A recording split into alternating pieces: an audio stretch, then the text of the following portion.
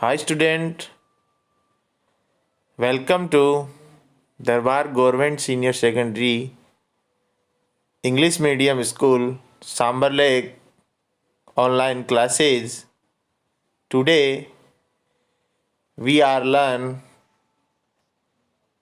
third chapter Swavlambanam.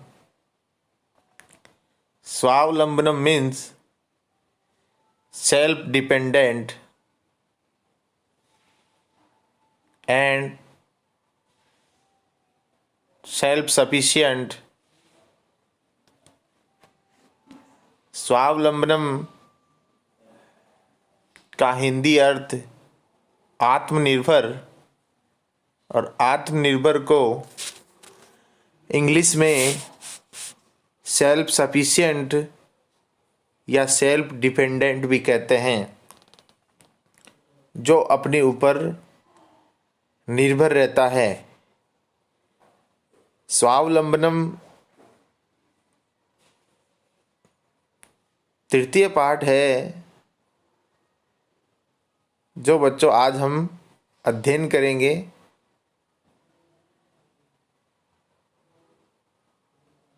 हमारे वर्तमान प्रधानमंत्री श्री नरेंद्र मोदी जी ने भी आत्मनिर्भर होने का संकल्प लिया है। तो बच्चों, आत्मनिर्भर क्या है, इसके बारे में हम जानेंगे कि मोदी जी क्या कहना चाहते हैं। और इस पाठ में स्वावलंबनम अर्थात आत्मनिर्भर होने के लिए कहा गया है। तो इस पाठ में संख्यावाची जो शब्द है उनका अधिक से अधिक प्रयोग होगा। तो बच्चों, संख्यावाची शब्दों पे ध्यान दे। तद और एतद शब्दों का भी यहाँ पे अधिक से अधिक प्रयोग किया गया है। तद और एतद, तद का मतलब होता है वह, और एतद का मतलब होता है यह। इन शब्दों का प्रयोग किया गया है। ठीक है, तो बच्चों आप ध्यान से पढ़ेंगे।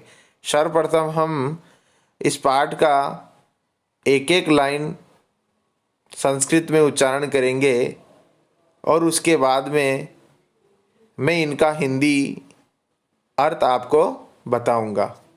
ठीक है।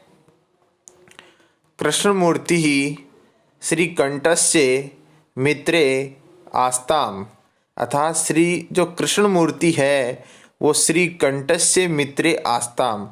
श्रीकंठ और कृष्णमूर्ति दो मित्र थे। इसमें क्या कहा गया? कृष्णमूर्ति ही श्रीकंठस्य मित्रे आस्ताम। कृष्णमूर्ति और श्रीकंठ, च आ गया ना, च आ गया तो मतलब और। श्रीकंठ दो मित्र थे, अर्थात मित्र, मित्रम, मित्रे, मित्राणी, अर्थात यहाँ मित्र है द्वितीय व्यक्ति एक वचन, मित्र दो मित्र थे। ठीक है। श्रीकंठस्य पिता समृद्ध आस्ति, और जो श्रीकंठ है उसके पिता क्या थे? समृद्ध थे, अर्थात समृद्धशाली, पैसे वाले, धनवान। श्रीकंठस्य पिता समृद्ध आसीत्, अतः तस्य भवने सर्वविधानि सुख साधनानि आसन। अतः इसलिए तस्य मतलब उसके, भवने मतलब भवन में, सर्वविधानी सभी प्रकार की विधाएं, सुख साधनानि सभी प्रकार के सुख के साधन, आसन यानी थे। तस्मिन् विशाले भवने चत्वारिंशत् स्तंभाः आसन, अर्थात तस्मिन् विशाले भवने, अर्थात उस विशाल भवन में चत्वारिंशत् अर्थात 40 स्तंभ, आसन अर्थात 40 खंबे थे। तस्य 18 प्रकोष्ठेषु 500 गवाक्षाः विद्युत् चतुर्चत्वारिंशत् द्वाराणि 36 विद्युत व्यंजनानि च आसन। अर्थात क्या कहा? तस्मीन विशाल भवने, उस विशाल भवन में, कि देखो ये खंबे नजर आ रहे हैं ना आपको, उस विशाल भवन में चत्वारिंशत् स्तंभा आसन था, 40 तो क्या थे, खंबे थे। तस्य अष्टदश प्रकोष्ठेषु, अर्थात जो अष्टदश अर्थात 18 क्या थे, प्रकोष्ठेषु थे, प्रकोष्ठ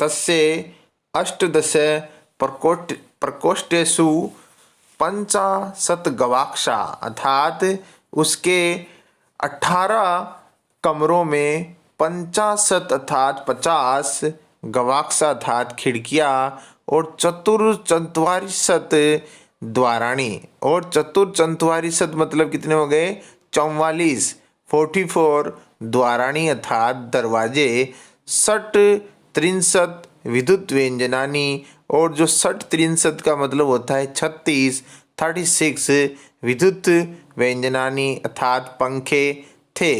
तत्र 10 सेवकाः निरंतरं कार्यं कुर्वन्ति स्म, अर्थात 10 सेवक सर्वेंट निरंतर कार्यं कुर्वन्ति स्म, अर्थात हमेशा लगातार, निरंतर मतलब क्या होता है, हमेशा लगातार रोज, कार्य मतलब वर्क, कुर्वन्ति मतलब करते थे, डू वर्क।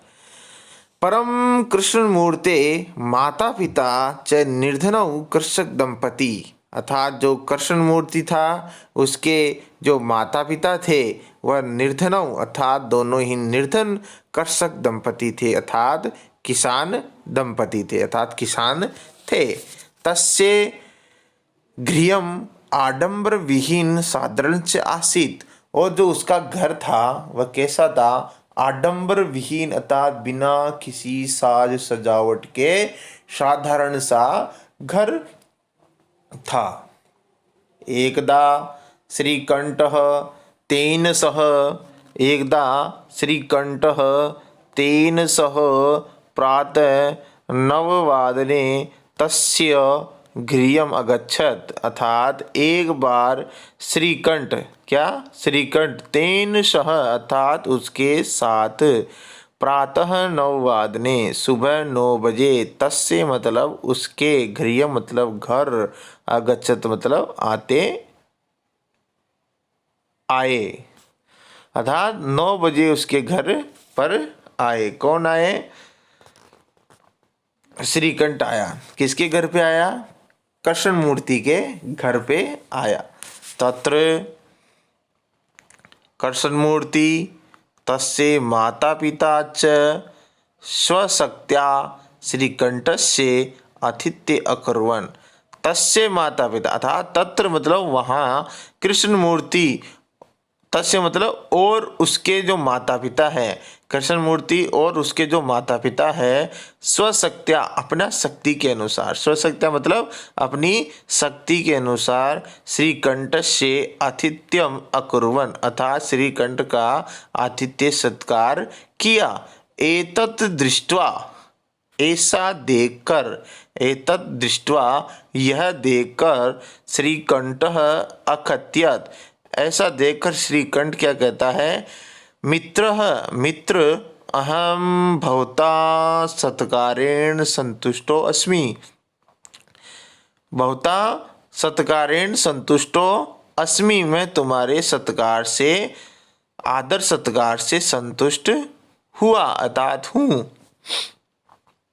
फिर आगे देखिए, केवलम इदम एव मम दुखम यत् तव गृहे एकोऽपि भृते नास्ति, इदम केवलम मुझे केवल, इदम एव यह ही, मम मतलब मुझे, मेरा दुख है, यत् मतलब जो, तत् त्वगृहे अर्थात तुम्हारे घर, त्वगृहे तुम्हारे घर में, गृह मतलब सप्तमी विभक्ति एकवचन, गृह एको अपि अर्थात एक भी, भृत्य अर्थात जो नौकर है नास्ति अर्थात नहीं है। मुझे दुख केवल इस बात का है कि तुम्हारे घर में एक भी नौकर नहीं है। मम सत्काराय भवताम बहु कष्टम जातम, अर्थात मेरे सत्कार के लिए भवताम यानी आपको बहु कष्टम जातम अर्थात बहुत कष्ट हुआ। श्री कंठ कहता है कि मम गृहे तू बहु क्रमक्रहा संति, अर्थात मेरे घर तो बहुत सारे काम करने वाले मजदूर है या नौकर है। तदा कृष्ण मूर्ति अवदत, तब कृष्ण मूर्ति कहता है मित्र ममापि अष्टव क्रमक्रहा संति। फिर जो कृष्ण मूर्ति है वह कहता है कि मित्र मेरे भी, ममापी का मतलब क्या होता है, मेरे भी अष्टम मतलब 8 क्रम कराहा संति अर्थात सर्वेंट है, मजदूर है, काम करने वाले नौकर है। तेज कौन कौन से, वह कौन कौन से, दौ पादौ 2 पैर, दौ हस्तौ 2 हाथ, द्वे नेत्रे 2 आंखें, द्वे सोत्रे और 2 कान। इस प्रकार कितने हो गए बच्चों, 8। इस प्रकार मेरी भी कितने नौकर है, 8 नौकर है।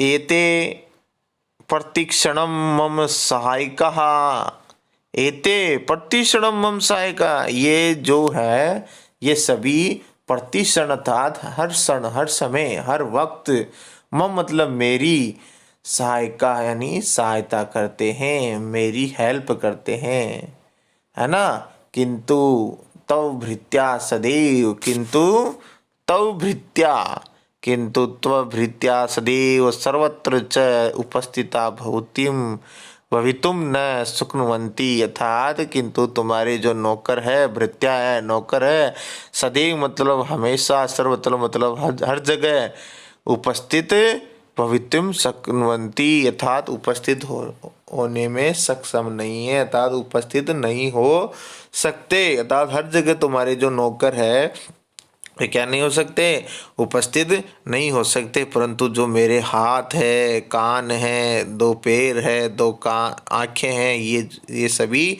हर समय मेरे साथ में रहते हैं। ये कौन कहता है, कृष्ण मूर्ति कहता है। और कृष्ण मूर्ति उसको श्री कंठ को बोलता है कि तुम्हारे जो नौकर है ना सदैव हर जगह तुम्हारा साथ नहीं रहते हैं।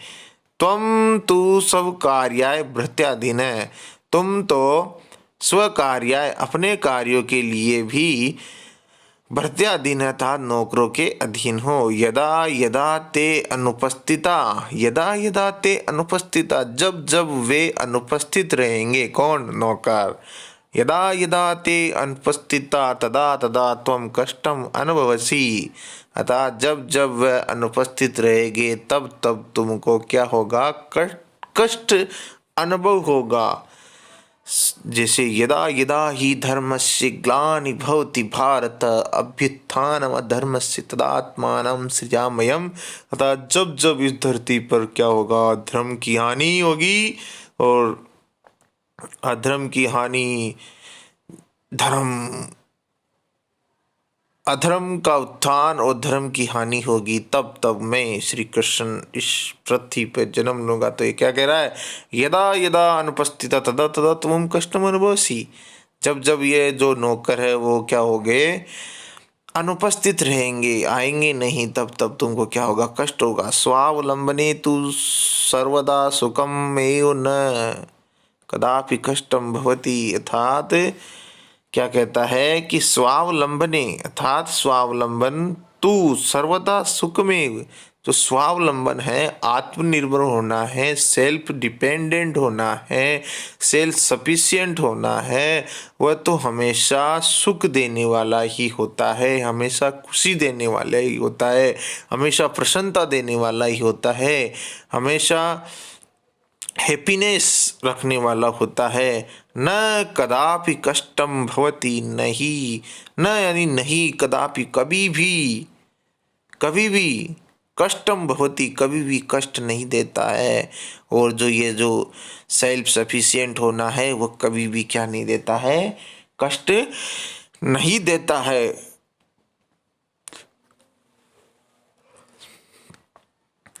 कष्ट नहीं देता है। फिर बाद में देखिए आगे बच्चों, श्रीकंठ अवदत्, श्रीकंठ अवदत्, श्रीकंठ बोलता है मित्र, तो वचनानि श्रुत्वा मम मनसि महती प्रसन्नता जाता।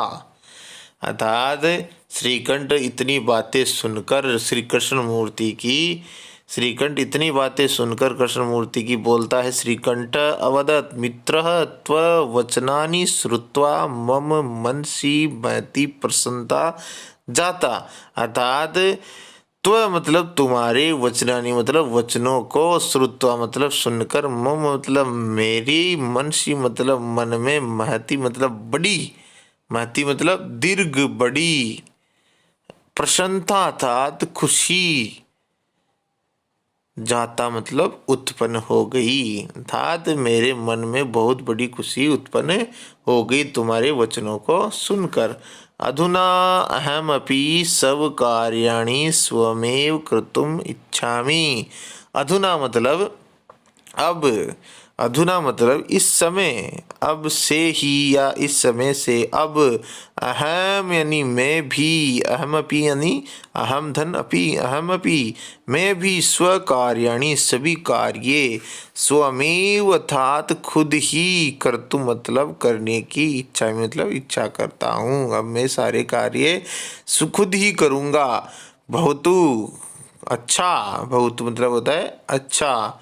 सार्धद्वादशवादनम इदम, अर्थात अच्छा अब क्या हो गया है, सार्धद्वादशवादनम इदम, अर्थात अब 12:30 बज गए हैं।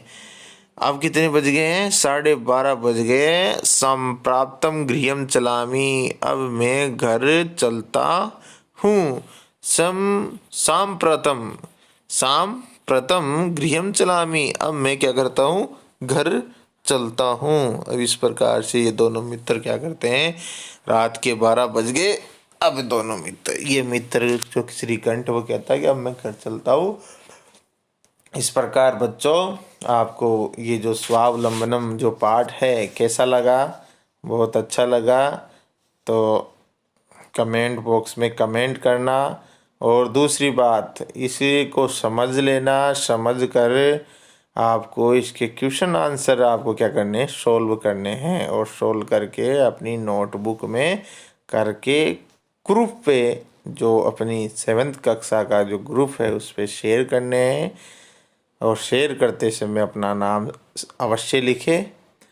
तो बच्चों इस कहानी से आपको क्या शिक्षा मिली, इस कहानी से आपको ये शिक्षा मिलती है कि हमेशा अपने आप को अपने ऊपर निर्भर रखना चाहिए, आत्मनिर्भर रखना चाहिए।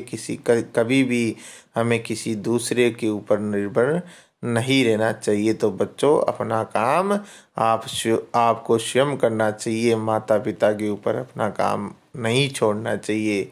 जब तक आप अपना काम खुद से नहीं करोगे, जब तक आप कुछ भी नहीं सीख पाओगे। अगर जब आप अपना काम करने लग जाओगे तब आप सब कुछ सीख जाओगे। तो बच्चों आपको ये शब्दार्थ है वो भी करने हैं। जैसे समृद्ध का मतलब होता है धनी, रिच। 44, 40, 40, अष्टादश, 18 है, 18 प्रकोष्ठेषु कमरों में, इन द रूम्स 50, 50, 50 खिड़कियाँ, विंडोज।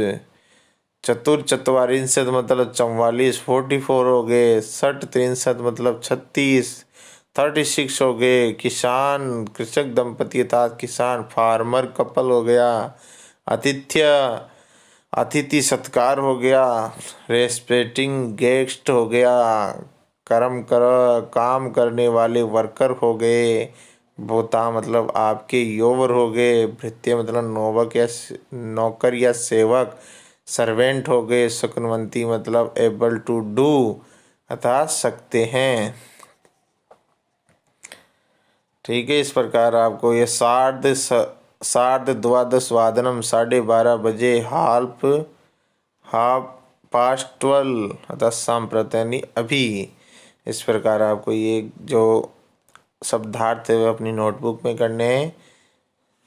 आगे उच्चारण स्थान है, अभ्यास प्रश्नों का हल कर लेते हैं। उच्चारण स्थानम विंशति अर्थात होते हैं 20, त्रिंशत अर्थात होते हैं 30, चत्वारिंशत अर्थात होते हैं 40, द्वाविंशति होते हैं कितने 22, द्वात्रिंशत कितने होते हैं 32, द्विचत्वारिंशत होते हैं 42, चतुर्विंशति मतलब होते हैं 24, त्रयस्त्रिंशत मतलब होते हैं 33, त्रिचत्वारिंशत मतलब कितने होते हैं 43, पंचविंशति का मतलब होता है 25, चतुर्त्रिंशति का मतलब होता है 34, चतुर्चत्वारिंशत का मतलब होता है 44, अष्टाविंशति का मतलब होता है 28, अष्टात्रिंशत का मतलब होता है 38, सप्तचत्वारिंशत का मतलब होता है 47, नवविंशति का मतलब होता है 29, नवत्रिंशत का 39,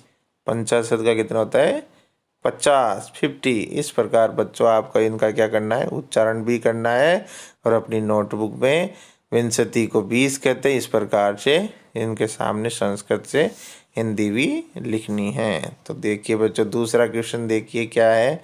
अधोलिखितानां प्रश्नानाम् उत्तराणि लिखित कस्य भवने सर्वविधानि सुख साधनानि आसन। आपने पाठ पढ़ा तो बताइए कि किसके घर में सभी प्रकार के सुख साधन मौजूद थे। पाठ पढ़ा किसके, कृष्ण मूर्ति था या श्रीकंठ, श्रीकंठ है, क्या जाएगा श्रीकंठ आ जाएगा। ओके आगे देखिए कस्य गृहे, क्या आंसर आएगा श्रीकंठस्य भवने, श्रीकंठस्य भवने सर्वविधानि सुख साधनानि आसन। कस्य से आंसर किया जा रहा है षष्ठी व्यक्ति से, तो आंसर क्वेश्चन किया जा रहा है तो आंसर भी षष्ठी व्यक्ति में ही आएगा।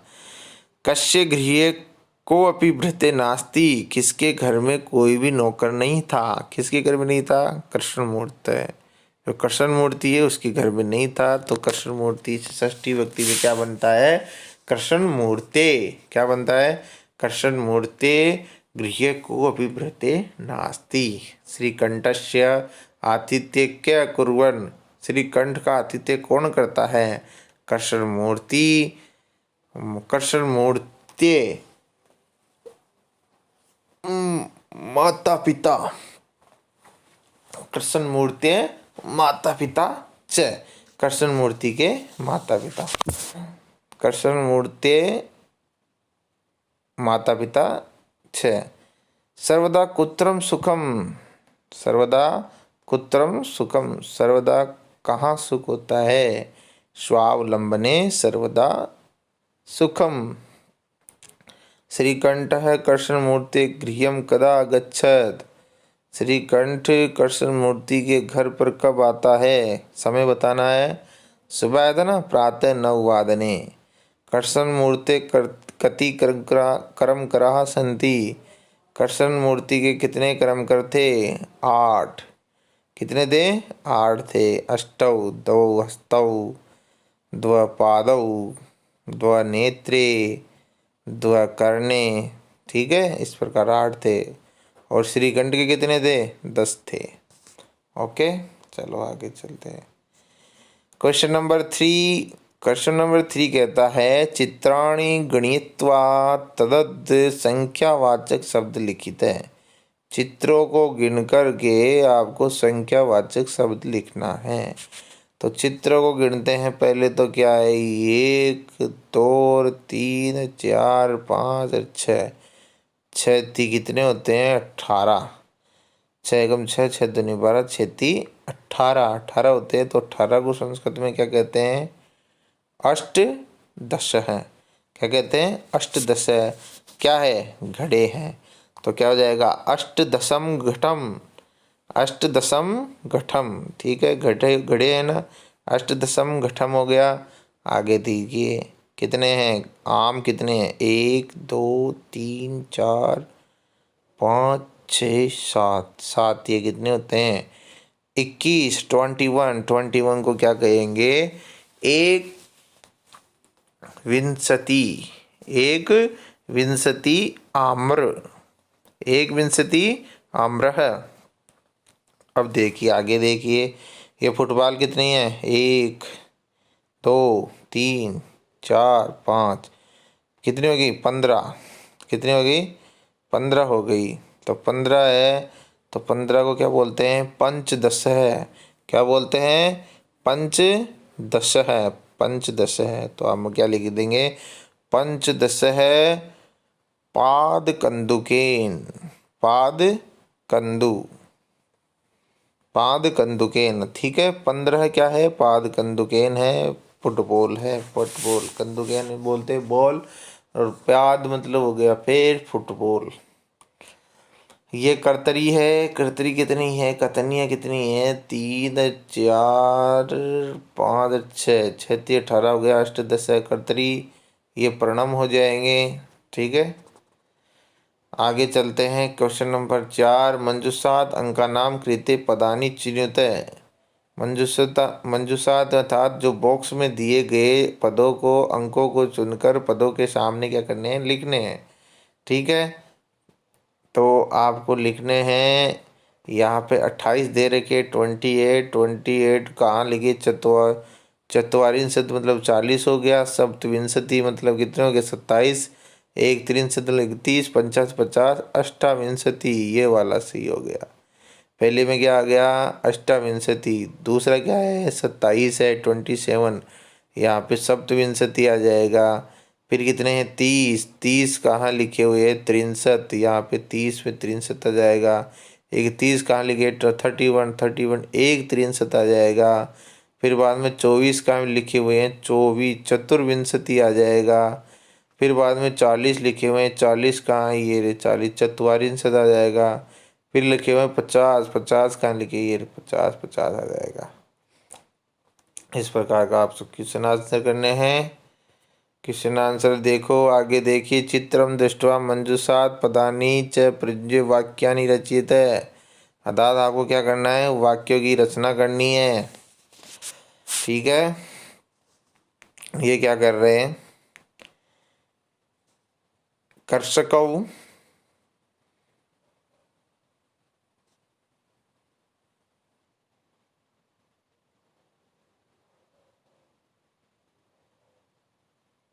देखो यहाँ पे कृषक कहाँ दे रखा है, एक जगह कृषकों दे रखा है और एक जगह कृषक दे रखा है। तो चित्र में पहला तो एक वचन है। ठीक है दूसरा क्या है द्विवचन है और तीसरा क्या है बहुवचन है। पहला क्या कर रहा है खेत जोत रहा है, दूसरा क्या कर रहा है ये खोद रहे हैं, क्या कर रहे हैं खनन कार्यम अर्थात खोद रहे हैं, और तीसरे क्या कर रहे हैं रोपण कर रहे हैं। ठीक है पहले तो हम लेके आएंगे एक वचन का, तो कृषक क्या है एक वचन का यहाँ पे आ जाएगा, और फिर एक वचन के साथ में क्रिया लेके आएंगे, ये एक वचन की क्रिया यहाँ पे कृषति आ जाएगा। ठीक है फिर बाद में चलते हैं द्विवचन की ओर, फिर द्विवचन की लेके आएंगे, तो द्विवचन यहाँ पे कर्षकव है तो यहाँ पे कर्षकव लेके आ जाएंगे। फिर कर्षकव लेके आने के बाद में यहाँ पे देखेंगे द्विवचन की जो क्रिया है वो कौन सी है कुरुत है, यहाँ पे कुरुत लेके आ जाएंगे। ठीक है अब चलते हैं बहुवचन की ओर। अब बहुवचन में क्या है कृषका है, क्या है कृषका, यहाँ पे कृषका आ जाएगा और क्रिया क्या है रोपंती है। ये हो गया कर्ता और क्रिया का खेल। अब चलते हैं अब इसका जो सर्वनाम है सर्वनाम पद चलते हैं। यहाँ एश है एक वचन का है तो यहाँ पे ईश कर्षक हो जाएगा, क्या हो जाएगा यहाँ तो एश हो जाएगा ये कर्षक हो जाएगा, एश कर्षक है कर्षति, एश कर्षक है कर्षति हो गया। फिर बाद में द्विवचन का क्या है द्विवचन बोलता है एतव, तो यहाँ पे क्या हो जाएगा एतव कर्षकौ कुरुत है, एतव कृषकौ कुरुत है, क्या कुरुत है वो बाद में देखेंगे। अब चलते हैं बहुवचन। बहुवचन क्या था बहुवचन देखिए एते, क्या है एते, एतव देखो बनता क्या है एश एतव एते बनता है, तो यहाँ एते कृषकः रोपन्ति। अब ये हो गया काम। अब लिखेंगे क्या कर्म, अब यहाँ पे क्या आएगा कर्म आएगा। अब देखिए रोपते क्या है, क्या रोपते हैं धान्यम, हमारे पास बचे 3 धान्यम बचा है, खनन कार्यम बचा है और क्षेत्रम बचा है। तो जो क्षेत्र है, खेत को तो क्या करते हैं, कर्षति करते हैं। क्या करते हैं, कर्षति। क्षेत्रम कर्षति अर्थात जोतते हैं। ठीक है, पहले में तो आ गया क्षेत्रम। ओके, फिर आता है दूसरा में क्या आएगा, खनन कार्यम कुरुते है। दूसरा में क्या आएगा, जो ये खनन कार्य है ना, वो इसमें आ जाएगा, दूसरे में आ जाएगा। फिर बाद में तीसरे में क्या आएगा, जो धान्यम रोपयन्ति, धान ही तो रोपण करते हैं, धान रोपण करते हैं। तो अब देखो ये आपका बन गया। तो क्या बनेगा, ईशः कृषकः क्षेत्रम कृषति। अब बनेगा क्या, अब बनेगा एतौ कृषकौ खनन कार्यम कुरुतः। अब यहाँ बनेगा एते कृषकाः जो धान्यम रोपन्ति। इस प्रकार आपके 3 वाक्य बन जाएंगे चित्र को देख करके। चित्र देखिए, एक वचन, द्विवचन और बहुवचन है। तो इस प्रकार एक वचन द्विवचन के जो पद है उनको अलग अलग कर लो, आपके वाक्य बन जाएंगे। ठीक है, अब चलते हैं अपना छठा क्वेश्चन क्या कह रहा है। छठा क्वेश्चन कहता है कि अधोलिखितान समय वाचकानाम अंकानाम पदेषु लिखित है। अर्थात समय जो वाचक है शब्दों को, पदों को लिखना है। देखिए 10:30 है, तो उसको क्या कहा, 12:15 तो यहाँ पे ये 12 लिखा हुआ, ये गलत प्रिंट हो चुका है। तो 12:15 का मतलब होता है 12:30। तो यहाँ पे क्या लिखा होना चाहिए था, 12:30 लिखा होना चाहिए था। 12 होता है फिर 30 होता। ठीक है, तो यहाँ 12:10 लिखा हुआ है, तो यहाँ पे केवल 10 ही होता है। तो क्या होता है, यहाँ पे दुआ है ना, इस दवा को क्या कहते हैं, मिटा देते। तो 10:30 हो जाता है। 10:30 का मतलब क्या होता है, 10:30। यहाँ पे लिखा है 7 बजे, तो 7 को क्या बोलेंगे, सप्त, और बजे को क्या बोलेंगे, वादनम। तो क्या हो जाएगा, सप्तवादनम। यहाँ पे देखिए 2:30 बजे हैं, कितने बजे हैं, 2:30 बजे हैं। 2:30 और 30 मिनट को बोलते हैं सार्ध। जैसे ऊपर आया ना, वैसे ही 30 मिनट को बोलते हैं सार्ध, और 2 को क्या बोल देंगे, द्विवादनम। तो सार्ध द्विवादनम, 2:30 बज गए। फिर बाद में 11 बजे को, 11 को कितने बोलते हैं, एकादश वादनम।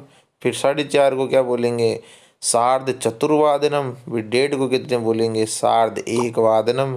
फिर 5 को क्या बोलेंगे, पंचवादनम। फिर 3:30 को कितने क्या बोलेंगे, सार्ध त्रयवादनम। 9 को कितने बोलेंगे, नववादनम। 12:30 को कितने बोलेंगे, ये वाला 12:30 को आ जाएगा सार्ध द्वादशवादनम। 8 को क्या बोलेंगे, अष्टवादनम। 7:30 को कितने बोलेंगे, सार्ध सप्तवादनम। इस प्रकार बच्चों आपको ये लिखना है। अब आगे चलते हैं। लास्ट अपना जो क्वेश्चन है वह है 7वां क्वेश्चन। मंजूषात पदानि चित्वा रिक्त स्थानानि पूर्यत। अर्थात मंजूषा से पदों को चुनकर रिक्त स्थानों की पूर्ति करनी है। देखिए षड का मतलब होता है 6, त्रिंशत का मतलब क्या होता है 30, एक त्रिंशत का मतलब होता है 31, दो का मतलब होता है 2, और द्वादश का मतलब होता है 12, और अष्टाविंशति का मतलब होता है 28। ठीक है, अब आपको क्या करना है, इनको इनमें फिल करना है। ठीक है, fill in the blank. Okay, अब मैं पहला जो है वो पढ़ता हूँ। ऋतवः भवन्ति। अब आपको पता है कि ऋतुएं कितनी होती है, 6 होती है। तो आपको पहला आंसर यहाँ पे क्या हो जाएगा, 6 ऋतुएं आ जाएगी। ओके, 6 ऋतु आ गई। फिर आएगा मासा भवन्ति। महीने कितनी होती है। अब आपको पता है महीने 12 होते हैं। तो 12 कहाँ लिखा हुआ है, ये रहा 12 लिखा हुआ, द्वादश है। तो आप यहाँ पे क्या कर दोगे, द्वादश से भर दोगे। फिर आपको तीसरा क्वेश्चन है कि एकस्मिन मासे, एक महीने में कितने दिन होते हैं दिवसा भवन्ति। एक महीने में 30 भी होते हैं, और कितने होते हैं, 31 भी होते हैं। तो 63 आ जाएगा, और एक जगह 163 आ जाएगा, यहाँ 63 आ जाएगा, यहाँ पे 163 आ जाएगा। फिर पूछ रहा है आगे वाले में, फरवरी मासे सामान्यतः दिनानी भवन्ति। फरवरी महीने में कितने दिन होते हैं, आपको पता है 28 होते हैं। तो आप 28 भर दोगे। मम शरीरे हस्तौ स्तः, मेरे शरीर में कितने हाथ होते हैं? आपको पता है 2 ही हाथ होते हैं आपके। मेरे शरीर में 2 ही है, आपके भी 2 ही है, सभी शरीर में 2 हाथ होते हैं। तो क्या हो जाएगा? 2 हाथ हो जाएंगे। तो बच्चों, इस प्रकार आपको ये जो क्वेश्चन आंसर है अपनी नोटबुक में सुंदर राइटिंग में नीटली लिखने हैं, सुंदर राइटिंग में लिखने हैं, ठीक है।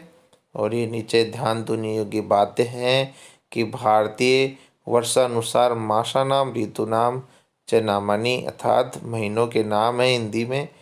चैत्र है, वैशाख है, ज्येष्ठ है, आषाढ़ है, श्रावण है, भाद्रपद, अश्विन, कार्तिक है, माघशीर्ष है, पौष, माघ है, फागुन। और ऋतु कितनी है? वसंत ऋतु, ग्रीष्म ऋतु, वर्षा ऋतु, शरद ऋतु, हेमंत ऋतु और शिशिर ऋतु। इस प्रकार से ये आपको याद करना है और ये भी अपनी कॉपी में क्या करना है? नोटबुक में उतारना है। ओके, तब तक के लिए बाय। अब मिलेंगे अपने अगले चैप्टर, चतुर्थ चैप्टर में।